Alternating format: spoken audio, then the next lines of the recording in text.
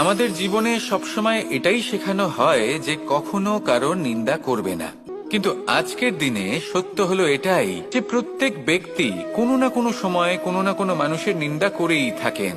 এবার আপনি কারোর নিন্দা করলে সবসময় এর অর্থ এটা নয় যে আপনার মন মলিন। কখনো কখনো এমন কিছু পরিস্থিতির জন্ম হয়, কিছু ব্যক্তি আমাদের এমন দুঃখ দেন যে সেই দুঃখের বশে আমরা নিন্দা করতে শুরু করি। এবার নিন্দার বিষয়ে এমন এক সত্য আছে যেটা জানা প্রয়োজনীয়, যেটা আমি আপনাকে একটা উদাহরণ দিয়ে বোঝাবো। আপনি কখনো একটা চিত্র অঙ্কন করতে চেষ্টা করবেন, যতক্ষণ না সেই রং আমাদের হাতে লেগে যাচ্ছে ততক্ষণ আমাদের সেই চিত্র পূর্ণই হয় না। এবার এটাই হয় নিন্দার ক্ষেত্রেও।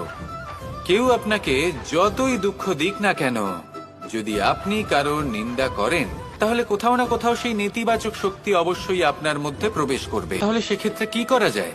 কিভাবে অন্যের নিন্দা করা থেকে নিজেকে বিরত রাখা সম্ভব? একটাই পথ আছে, একটাই বিকল্প আছে, নিজের বিকাশ। নিজের বিকাশের পথে অগ্রসর হতে থাকুন, নিজের কাজে এতটাই নিমজ্জিত হয়ে যান যে কারো নিন্দা করার মতো কোনো সময় যেন আপনার হাতে না থাকে। রাধা রাধা।